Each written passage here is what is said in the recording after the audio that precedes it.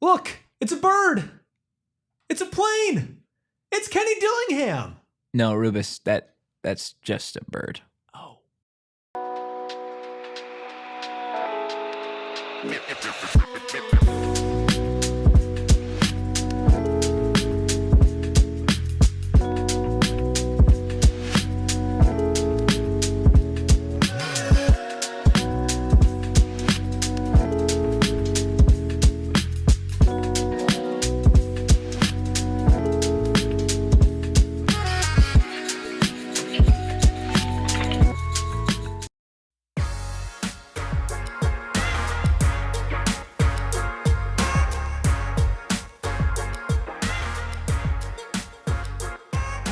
Happy Monday, and welcome into the PHNX Sun Devils show, coming to you live from Studio K, presented by Circle K. Make sure you join Inner Circle for free by downloading the Circle K app today. Terms and conditions apply at participating locations. Visit CircleK.com for details. I'm Anthony Totri, joined as always by the Big Chicken, Erik Ruby. We have got the man, the myth, the deli man behind the Mac, making all of the sandwiching happen. Guys, make sure you hit the like button, you hit the subscribe button, and you drop a juicy 5-star review wherever you get your podcast. The chat is already on fire today. Bees, Ben, Jed Fish is here in the chat per usual. We've got Sharon, who was just like getting all of the crowns from the start. Bees, They're still mad at me. I love it. Are you number one right now? Are you number one on the No, I'm number thing? 2. I'm a humble number 2 right now. Yes. Bees is number 1, two. but everybody is upset that I am being ranked, and what I have to say to that is be better. Yeah. You know, be better. Yeah. And that's it. You're upset at the crown system. I'm upset at Gerald Ford. For No, you're not upset at Gerald Ford. Henry Ford. Henry Ford. Henry Ford. Gerald Ford would be different reasons, I think. Henry Ford, I discovered today, was responsible for the implementation of 5-day work weeks. And yeah, I am pretty upset about the whole thing. How do you feel about Henry Ford? Hot or not?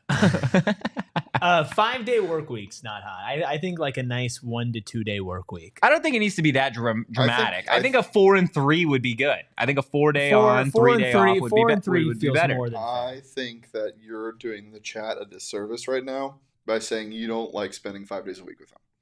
I didn't say that if I was on another day off that I wouldn't spend the day with them. That's I didn't what that say implies. that. No, 'cause it's this is not. your job. What if I just wanted to hang out with Chad just by myself? Yeah, you didn't think of that, did you? That doesn't make sense. Well, I don't think you make sense, man. That's what I'm going to say. Look, we got a lot to get into today. I hope you all love today's thumbnail because the deli man worked really, really hard on putting Kenny Dillingham in a cape. If you look close, the cape looks horrible. But I want to get into Kenny Dillingham, what he had to sacrifice for the rest of Valley sports to really tank out, because it feels like ever since Arizona State turned into a national darling, since they won the Big 12, the rest of the Valley has been unable to win. Of course, you know that with the Phoenix Suns. The Arizona Diamondbacks are currently in a free fall. The Arizona Cardinals, I feel like, are a little bit in limbo. We're still waiting. Hope. Here's the thing. Is the Arizona Cardinals have something that none of these other teams have, Hope. which is hope. You don't think any of the other teams have hope?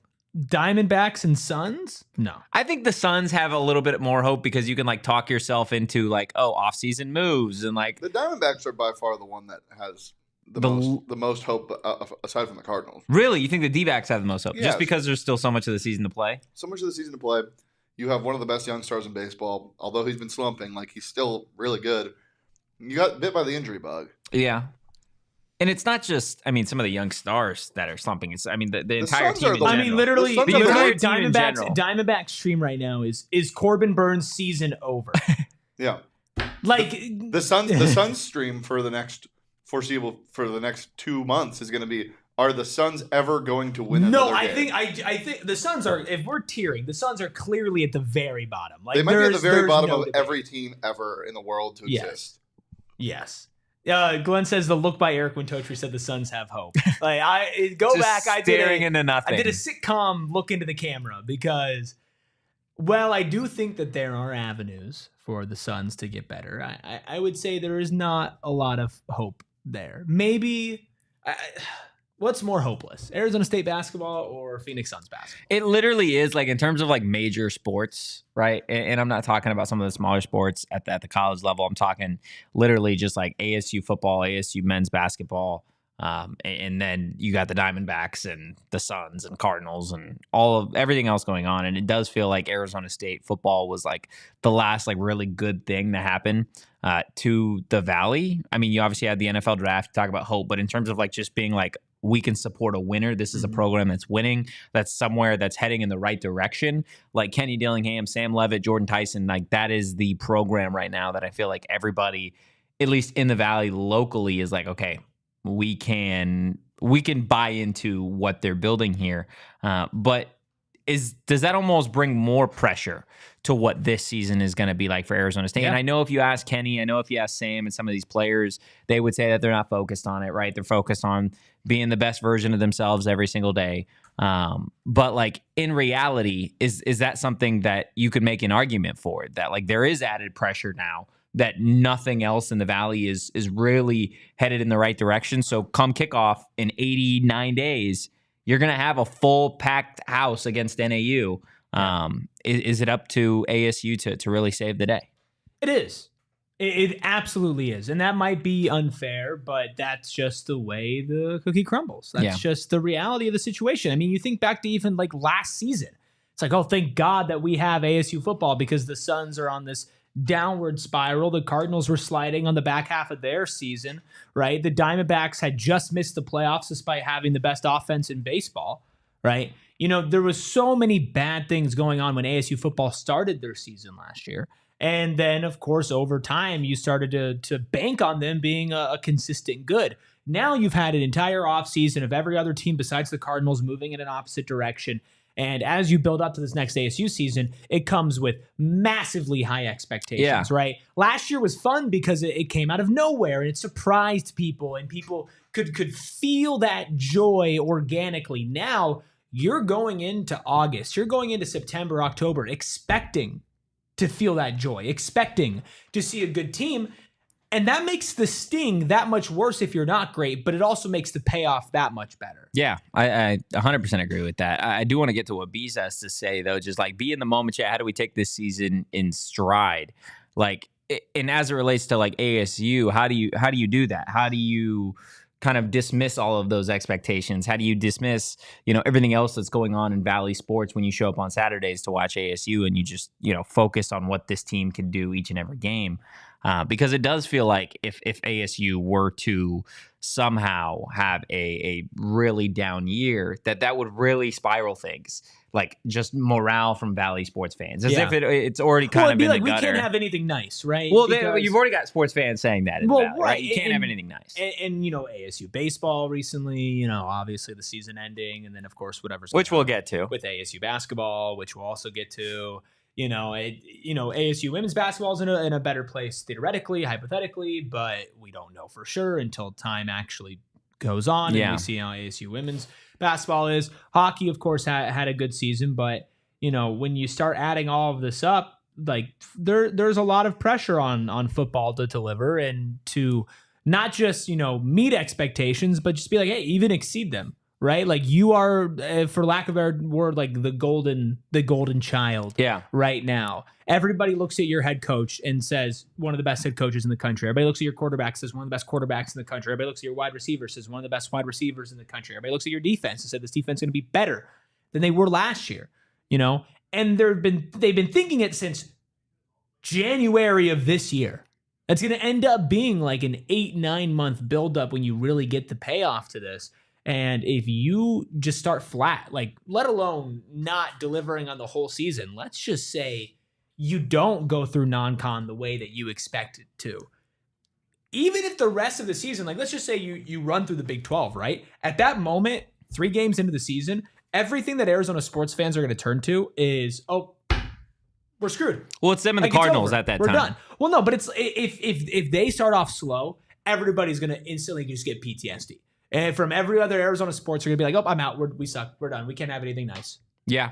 I think on the flip side of that, though, is if you do really capitalize on what the expectations are early on in the season, then you've got this the state of Arizona really backing you for the rest of the year, just based off of the fact that, again, the Diamondbacks, obviously by that time, hopefully things have changed for them, won't. right? The Suns will be in a much different place, again, hopefully.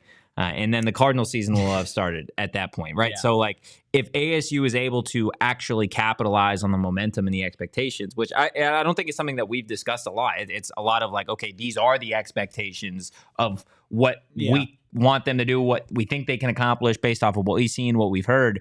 But like, we haven't necessarily sat here and talked about like what comes with Arizona State actually achieving what they're capable of early on in the season, which in reality, I think solves a massive, problem that this university has gone through from an athletic standpoint over the last half decade to a decade, maybe even longer, of a debate that Shane and I have had for such a long period of time, just in terms of like fan attendance, specifically to football games, but other Arizona State events in general, right? Where it's like, okay, you need to win to get the fan base to show up. And if the moment you stop winning, then the fan base will go to the Diamondbacks, they'll go to the Cardinals, they'll go wherever.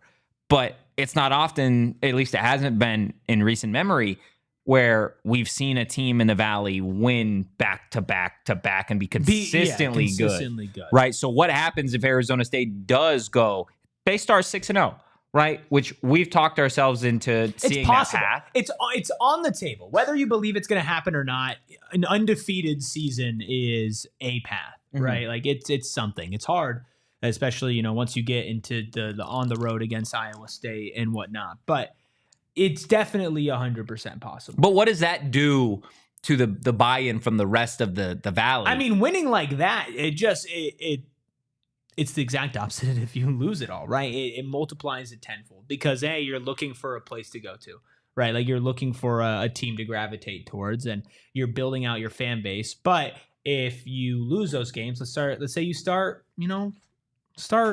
with a couple losses, If you start with a couple losses? Well, I mean, let's say you beat NAU and then you lose Mississippi State, you beat Texas State, and then you lose to Baylor. You're 2-2. Yeah. Right? Say you start off 2-2. You're going to have a much higher floor than what you would have had last season because of the amount of fans that you did gain and like diehard fans that you brought back in. But you are going to be in a position where, okay, you're 2-2 with these high expectations. You're out of the top 25 for sure.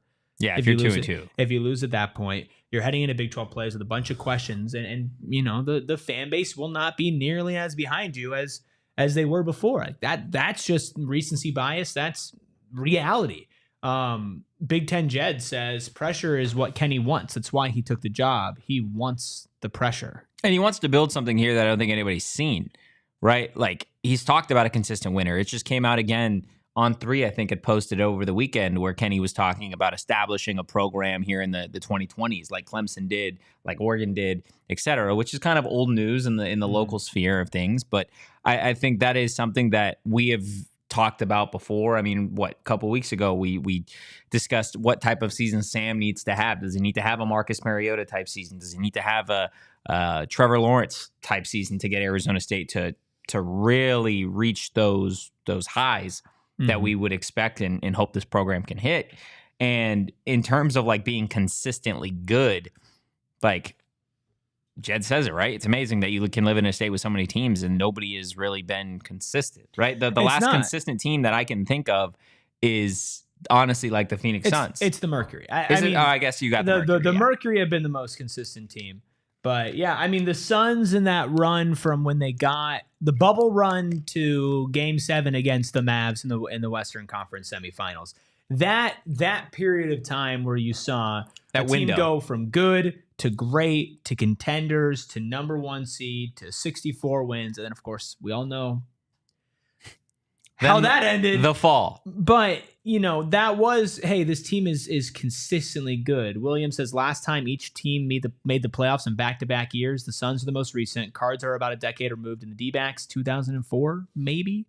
Yeah, most consistent over that time has probably been the D-backs, just most consistently, there have been some pretty low moments too, but it is sad how inconsistent so many of these sports franchises have been. And a lot of people want to blame the fans and blame this being a transplant state, but I also think there's something to be said about, the more you win, the more fans come. Whether you think that's fair or not, and whether you personally abide by that rule, and I know most people here do not abide by that rule. Most PHNX period listeners and viewers do not abide by that rule, but that's generally the rule of law. Yeah. Right? Think about the Golden State Warriors.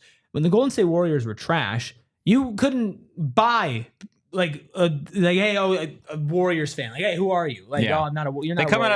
They come out of nowhere sometimes. Right? But then all of a sudden the Warriors are winning, and now all of a sudden they're the most popular team in the country. Yeah. Right. There are only a couple of brands that will always overcome consistent losing, and I don't think any of them are college football. Like Lakers, Yankees, like Knicks. The only Celtics. program that I can think of in college football that like the fans usually are still there regardless is probably the Florida Gators.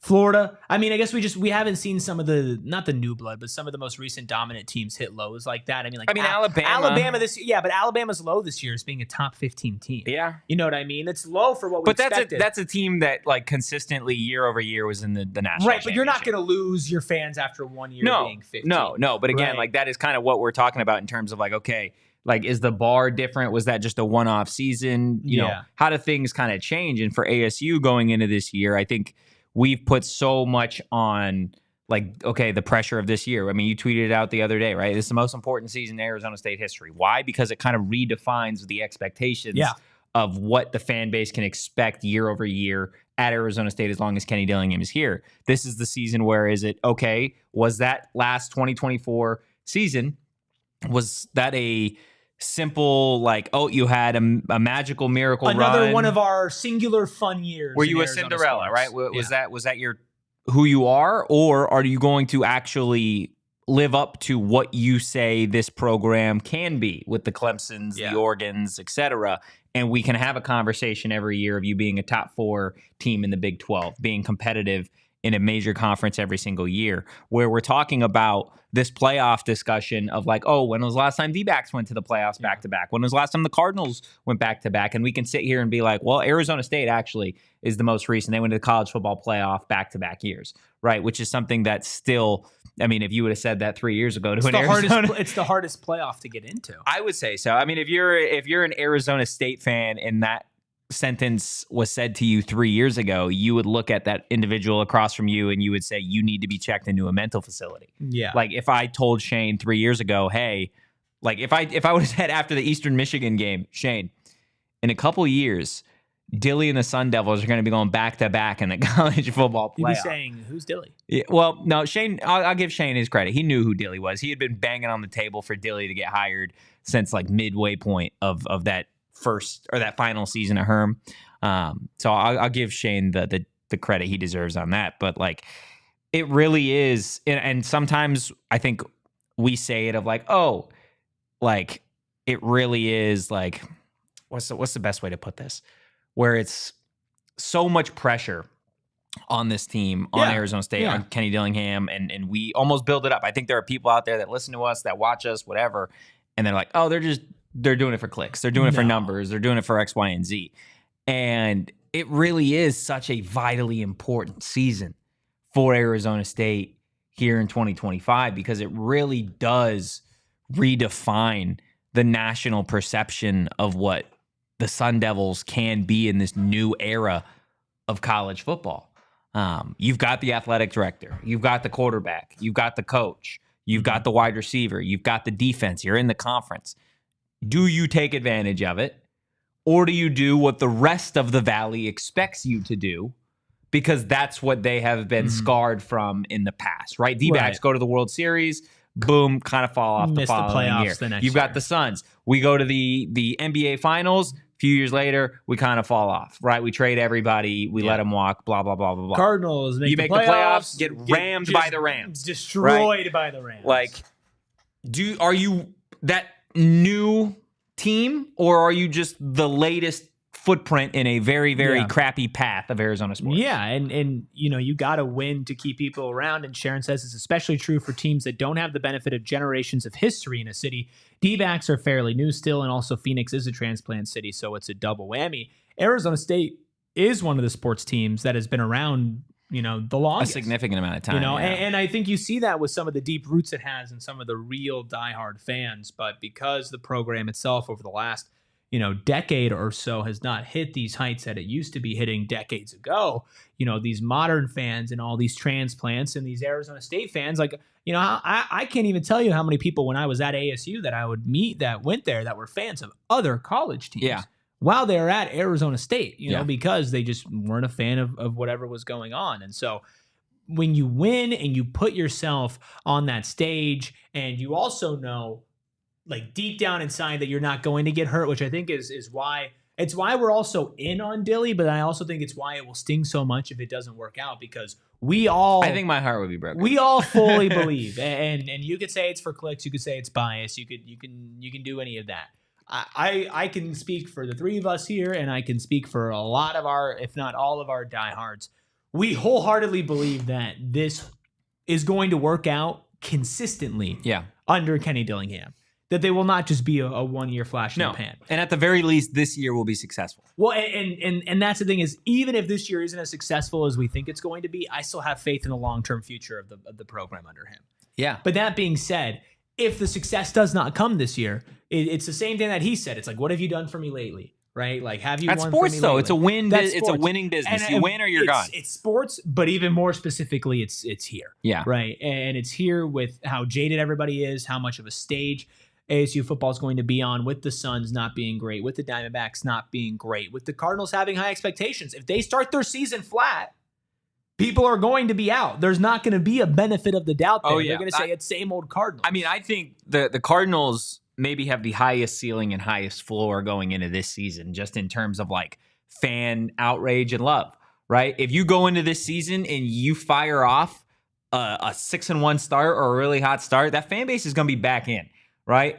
By far. Yeah. But if you somehow fumble the bag, and I say somehow like it's going to be a super tall task for them to do that, but like if you walk into a 2-5 start to the season, you're going to have pitchforks like over at State Farm Stadium ready to ship Kyler to the Carolina Panthers or something like that, right? Like that's what's going to happen. Mm-hmm. And I think for Arizona State, to your point that you made earlier of just like, okay, if they start 2-2, the fan base is going to take a step back. I think they take a step back, but also acknowledging the fact that, hey, this team lost 2 games pretty early last year and still made it to the Big 12 championship game. Yeah. Right. So I think there is a little bit of a difference just between ASU football and where the Arizona Cardinals sit at in terms of like fan hope. Yeah, there's a couple more things I want to touch on from this before we jump over to ASU baseball, but we are going to do it after this break. Did you know that nearly half of energy costs comes from cooling and heating? And well, with the Arizona summer here, you're going to be using a lot of that cooling. That is why working with APS and getting a smart thermostat is the way to go. Using a smart thermostat can work with your APS rate plan to maximize comfort and convenience while minimizing your energy costs, because you don't want to not be comfortable. You don't want to not be cool, but we've all had that feeling of going and looking at how much we owe for our energy bills, and it's like, oh yeah, okay, it is. Makes me need glasses. I gotta put it on and be like, whoa. 120 degrees outside, and I'm keeping my apartment a nice crispy whatever you keep it at. Plus, of course, if you have a bigger home, lots of windows, it's harder to keep it cool. And APS customers may be eligible for smart thermostats for as low as $0 when you enroll in the APS Cool Rewards program. If you're not sure how to install a smart thermostat, free install is available at APS Marketplace. If you already have a smart thermostat at home, congratulations. See if you're eligible to enroll in Cool Rewards. Find instant rebates, discounts, and special offers on smart thermostats, energy efficient appliances, and more at marketplace.aps.com.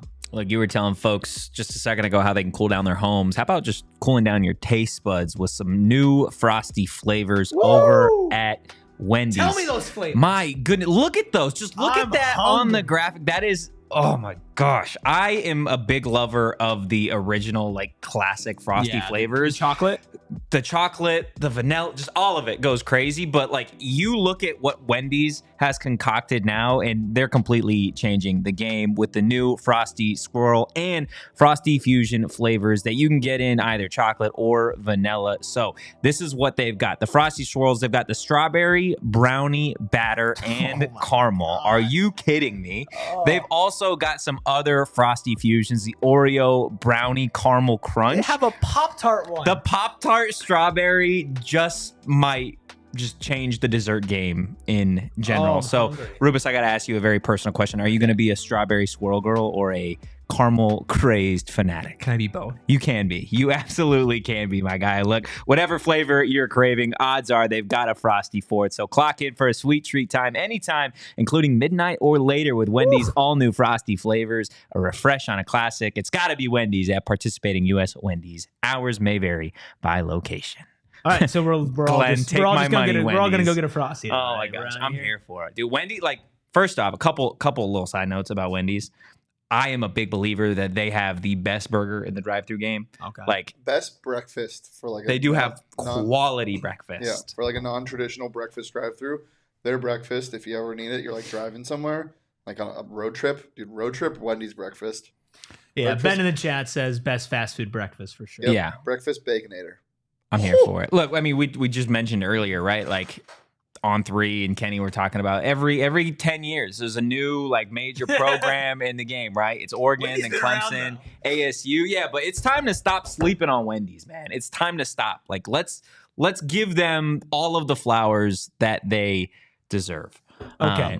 So on our first topic and talking about expectations and what's going to happen with the fan base, we talk a lot about best case scenario and what happens if the best case scenario happens and all of that, right?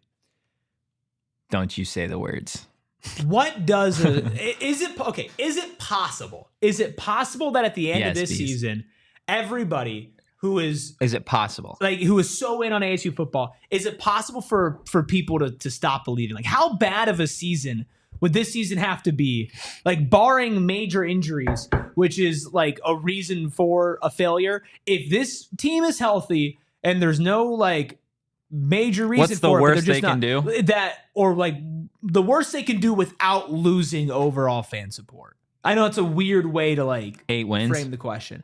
That's the floor. If they go below 8 wins, you think people are starting to get If you go below 8 wins with a healthy Sam and Jordan, they play all 12 games and the defense doesn't lose any major stars, then yes, 8 wins is the floor that you can have with the fan base still like rocking and rolling. I think with the way that they are now, I think any game, anything lower than that, and it is going to be seen as you did not maximize the potential that you had going into this season. You had what was expected to be a top 5 quarterback, expected to be top 5 wide receiver. You retained pretty much the entirety of your coaching staff.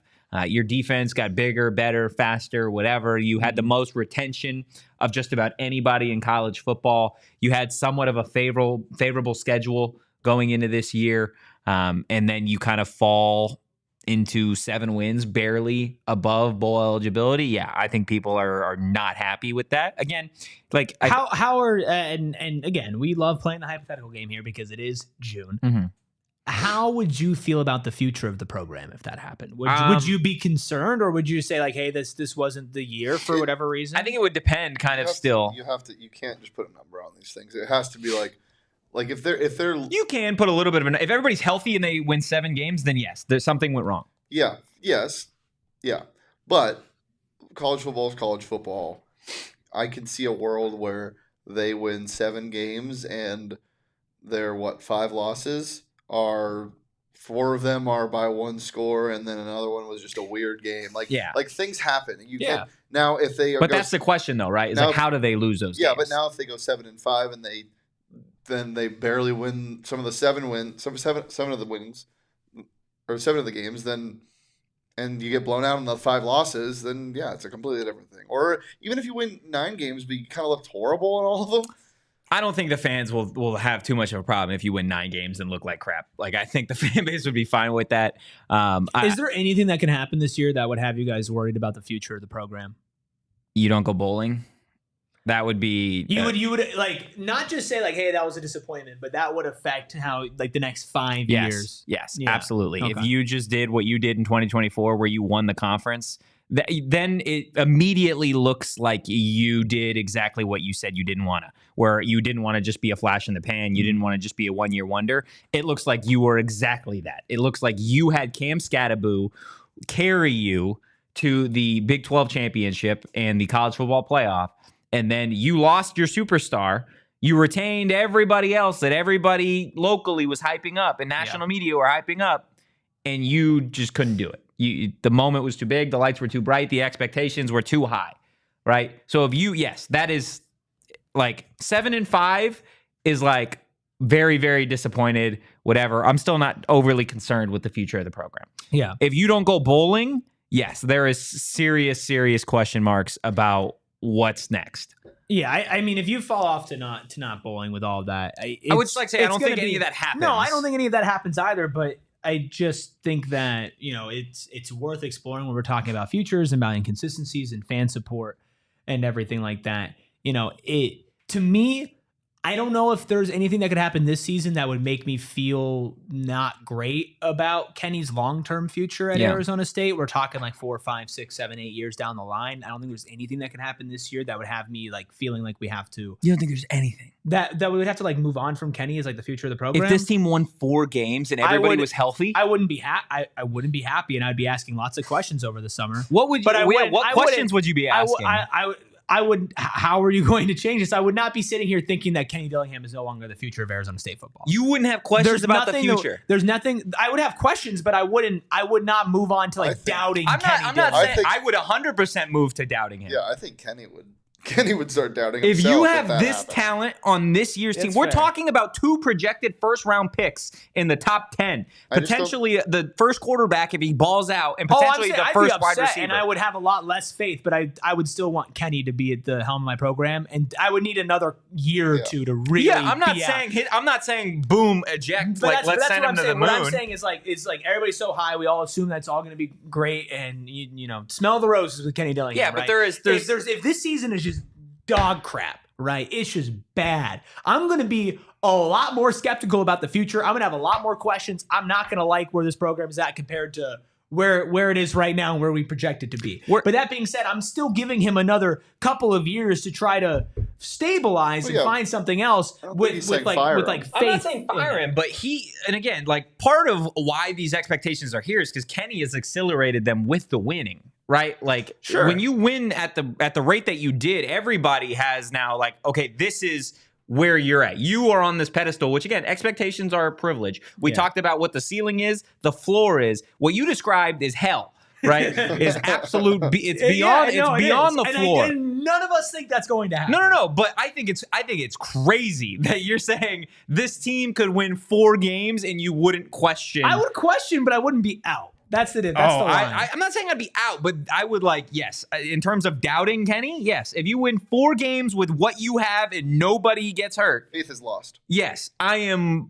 He has to earn that back. As Kenny said, it's a marathon, not a race. Yeah, I tweeted that was my favorite thing over the weekend. I was laughing so hard. Yeah. Oh my god, it's so funny. He's an unbelievable coach. But then again, right? Like if you can't. If this team does manage to land in the hell that we have just described, sorry guys, which thanks for bringing us down to the Suns level, Rubis. Then like you can't be doing these Waymo Instagram videos. You can't be doing like the things that you did before. Are just like your comment section is going to be littered with just like obscenities and people that are like, what the hell happened? Well, look at U of A. Like, it was nice when he was kissing babies, shaking hands when nothing had happened yet, and then everything was horrible. And then you're like, stop wearing the lei, stop smiling, do your job better. Yeah. Like that is definitely what could happen. And talking about U of A, like it is not unrealistic to look at a team and say they could have this big of a fall off when you have a quarterback that's projected to be a top 5 quarterback in college football and a wide receiver that's supposed to be the number 1 wide receiver off the board in the next year's NFL draft, and then you falter because it happened to U of A. We just saw it, yeah. But what happened to U of A also they changed their coach. Not and just their coach, their whole coaching staff. Their whole coaching staff, and they didn't just lose like their coach. They also they didn't ever had a coach of Kenny Dillingham's caliber. No, I agree. Sorry, Big Ten Jet. Yeah, we just refer to Big Ten Jet as coach now. Yeah, these Big Ten days. Jet is He coach. is Jet fit. That being said, too, when Jed left and his environment changed, we saw some holes in what he was doing, and so you could say, was that just a perfect fit? And thankfully, Which those things I do think exist. yeah, and thankfully ASU has its perfect fit in Kenny, and he's never going to leave. So. Yeah. But see, again, going back to it, if they win 4 games, then we're talking about that perfect fit as not being so perfect. Correct. Yeah. And then I think if at that they have point, an Arizona type season.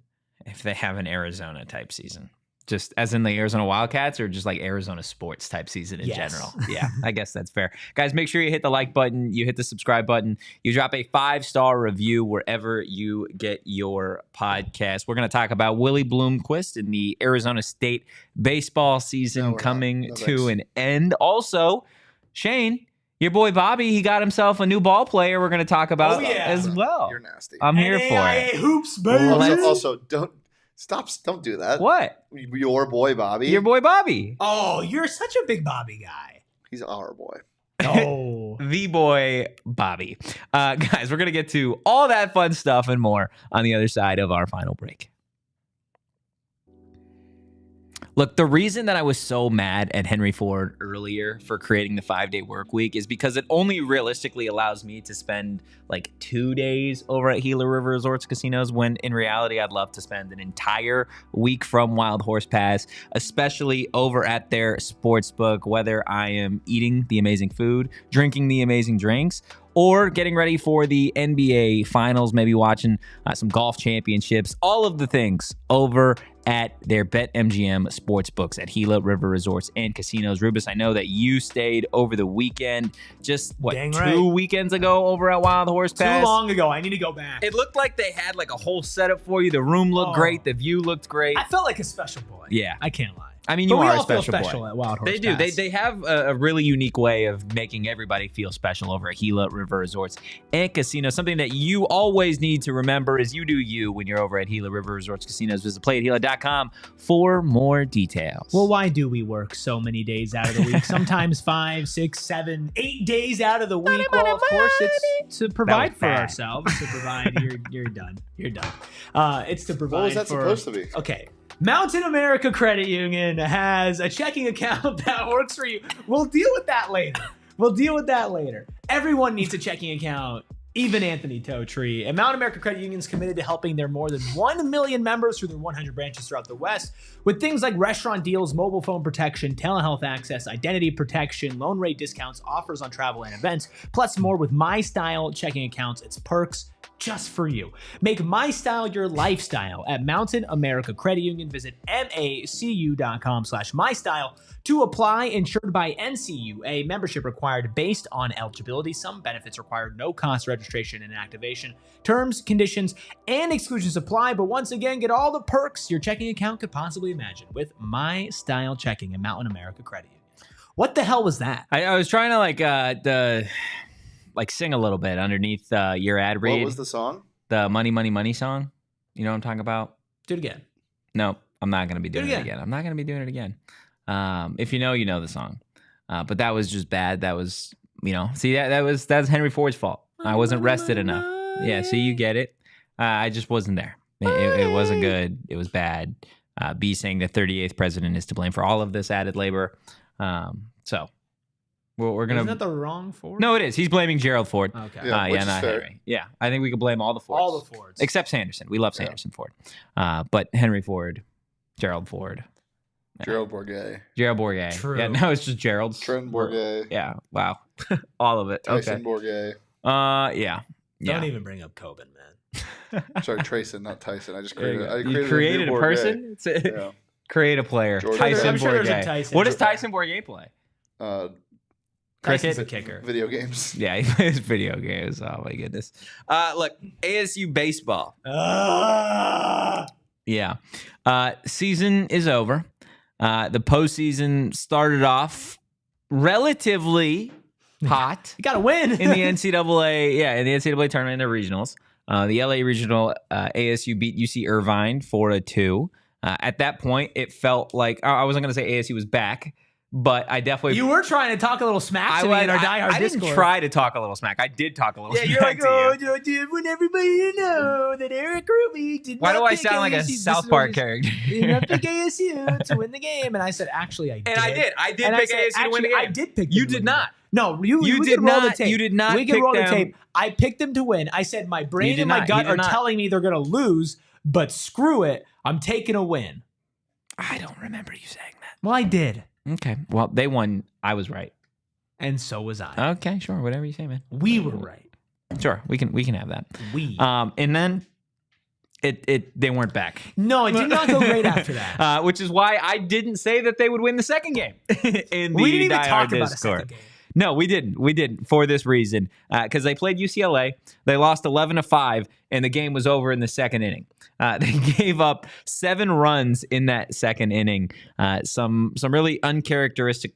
It was just bad pitching there in that second inning from ASU, and ultimately they didn't have enough from their bats to really claw their way back. And then you're like, okay, well, you're going into a matchup again against UC Irvine. Right.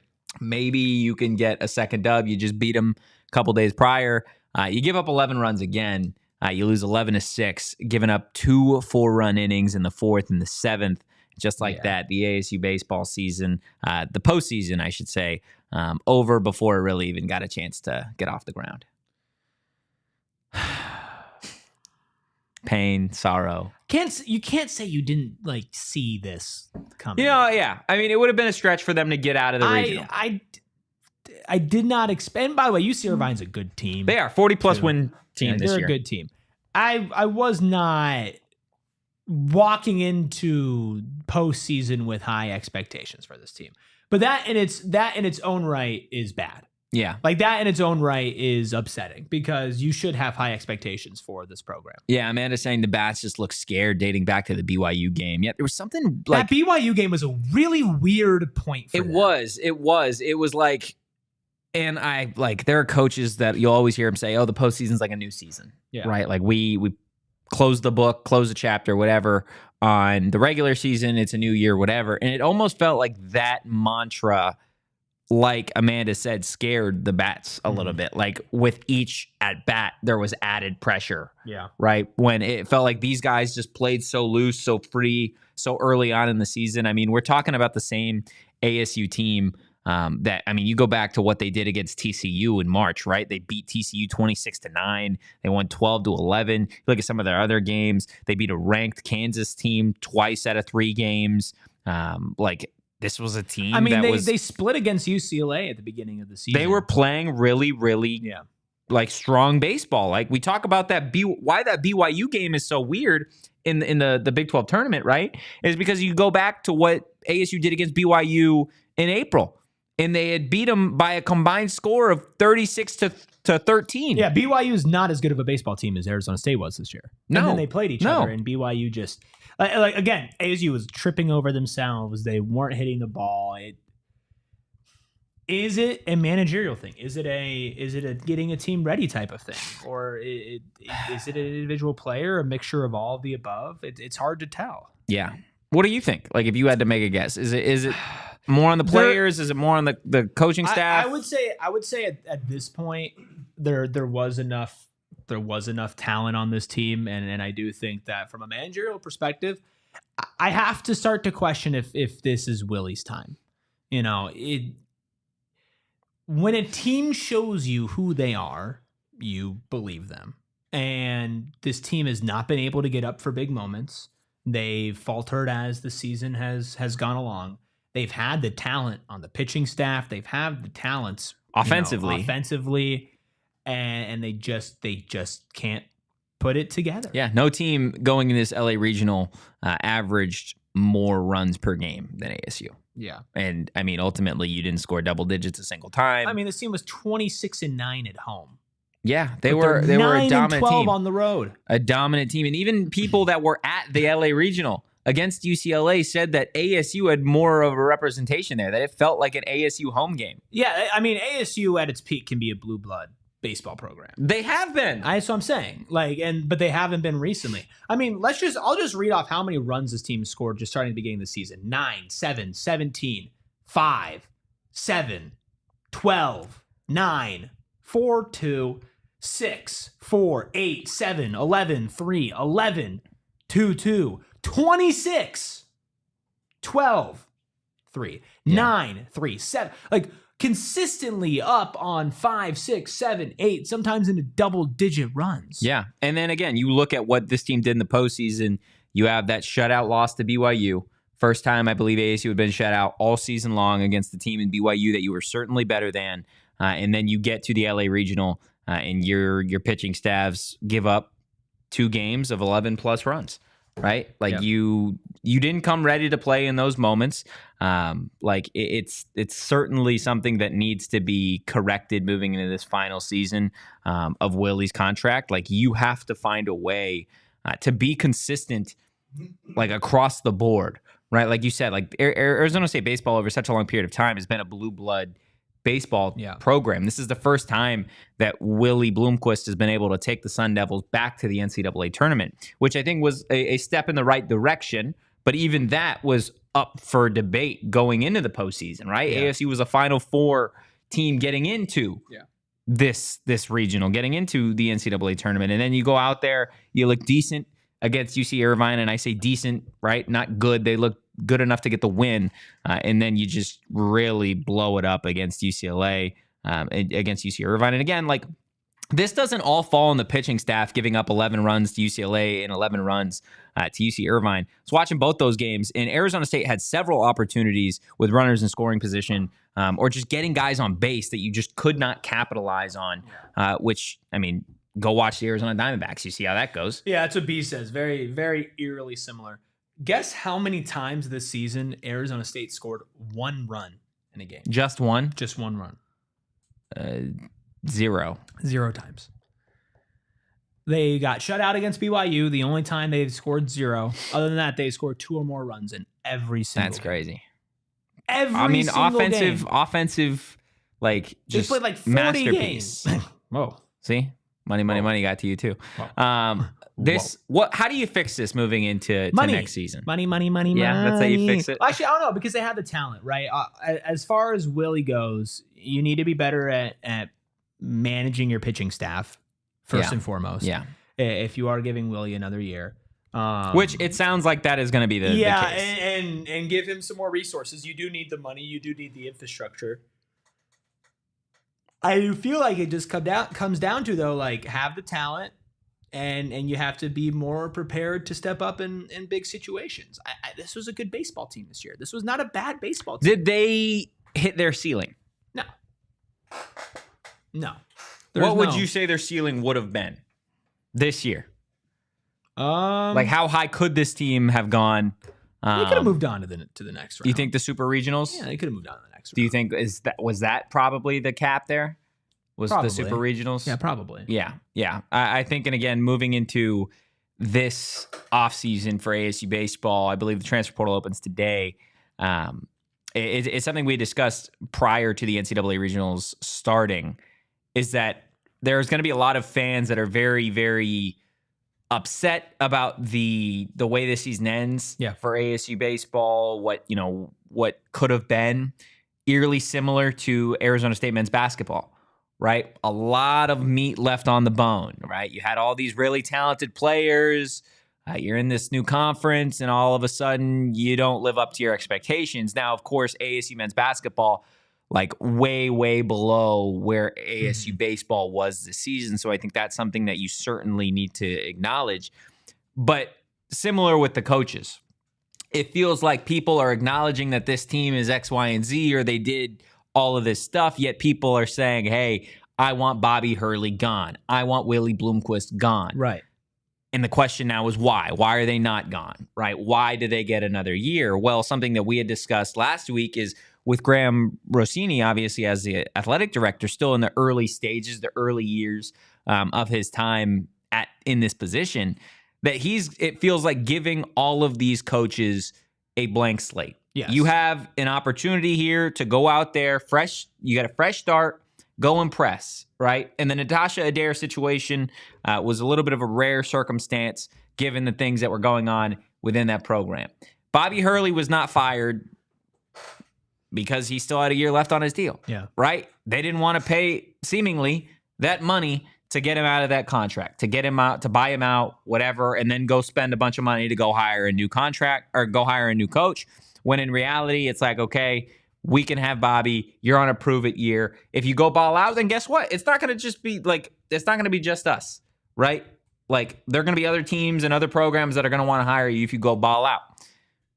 Well, Willie's in a position now where it's like, okay, you need to go ball out. I don't see Willie Bloomquist getting fired at all, to be honest with you. You don't think there's any chance? I mean, there's always a chance, but I don't see it happening given the way that Graham navigated the Bobby Hurley situation, saying, like, this is our guy, right? He's been our coach. Yeah. He's our coach. He's under contract. He's our guy. Guess what? Willie's our guy. He's under contract. He's going to be the coach probably heading into next season. He's going to get an opportunity to build a roster one final time, go through the Big 12 one final time. And if you win and you ball out, then guess what? You're going to get yourself a contract extension and you're going to remain the Arizona State baseball coach. If you don't, then it's going to be a parting of ways. They're not going to re-sign you and ASU baseball will move on. That's the situation. It's still a tough one to succeed in too. It is. It is. It's still a tough one to succeed in. I mean, in terms of pressure, like, there's a lot of people counting out what Hurley is going to try and do this season. There is, I think, more pressure on Willie Bloomquist to succeed this season than Bobby Hurley. I think more people are open to continuing to bring back Willie Which is why I think there's more pressure. Bobby, absolutely. Right? Because I think Bobby can do a average job and people are still going to be like, you're gone. We don't want you here. Right? Like, that's just kind of the case here. So, I think as it relates to ASU baseball, like, you close the book on this season, you move on to 2026, and you really, really need to 2025, 2026, and you need to go build a juggernaut in the transfer portal. And I don't care how many pitchers you have on the roster, go add some more. Somebody earlier in the chat says, go get Kenzie Brown types, right? Yeah. The just juggernaut of a softball pitcher for ASU. It was Glenn that said that. You do need to buy some Kenzie Brown types in for ASU baseball, because if you can get somebody that can pitch even close to the way that she does, then I think ASU baseball stands a much, much better chance. Jervis, I feel like you are definitely a U of A fan. Yeah. Just hanging in the chat. But let's get to Bobby Hurley. Woo! Why don't we? Shane's guy, Bobby Man, and the Sun Devils. They got another new player, this time from somewhere that I could not tell you where on the map it is. They got Anthony Johnson from the University of Cumberland. Wow. University of Cumberland. A 6'2" guard, one of the best players in the NAIA last season. He did commit to ASU. He led that league in total points last year. He averaged 23.6 points per game. Best in the NAIA. Shot 48.1% overall, 34.5% from three. And I mean, he was a dog. He was a dog in that league. University of the Cumberlands, actually. The University of the Cumberlands. No, it's University of the Cumberlands. The Cumberlands? And it's in Williamsburg, Kentucky. Thoughts, feelings? On Williamsburg, Kentucky? No. On Anthony Johnson. He was the leading scorer in his division of basketball, but he did so shooting Steph Curry field goal percentages. Yes. 48% from the field. So, but he did it in the NA. He's clearly talented. But the question, and it's unfair to him, but it's a question you ask with all the guys. I don't think it's unfair to him. That have transferred here from even higher up programs than that. Can you do it on a Big 12 level? I'm not going to. What? I'm looking at the information for the University of Cumberlands, and the president is Larry L. Cockrum. That got you, huh? Yeah, I don't know why. That did it to you. You are a child. It just got me. Okay. I think he had two-tone hair last year, which is sick. That is pretty sick. I love that. But yeah, shooting 35% from three and 48% from the field while averaging 28 or whatever, 24. What was it? Average 23. 23.6. It's pretty ridiculous. It is. The shooting splits are pretty great. And on any level, that's impressive. But are you able to do that? Especially that's the question, right? Being a skill first type of player, a shooting type of player. He's also a smaller guard. When the defenses get bigger, more physical, the opposing coaches are smarter. The opposing talent is maybe the best in the country. Right. And Bobby's schedule is a hard non-con, right? Like, you're not going to have the easiest ramp up in the world. It's going to be a big step up from the University of the Cumberlands. What's their mascot? I don't know their mascot. Do you want to guess how many are in their student body? I think it's the Patriots. The Patriots. Yeah. Guess how many students they have? 2,000. No, it's more than that. It is the Patriots. It's actually more than I thought. 22,000. 20,000. Oh. So you're close. Interesting. Where do we figure this guy plays in the roster? He will be off the bench. Off the bench. Because this is already kind of a weak backcourt. Modem is starting. I'm just gonna start calling him Modem. Modem is starting. Modem. Trevor Best, you are the starting shooting guard for Arizona State University. We went through our potential starting lineups like a month and a half ago. But Anthony Johnson throws a wrench in the whole thing. Does he? I want him to. I hope he does. Well, I mean, we lost Jayon Pitt. Yeah, we didn't. Bobby did. It's true. We didn't. I had nothing to do with that. He knew exactly where he was. Yeah. I will say this is shades of Malachi Davis.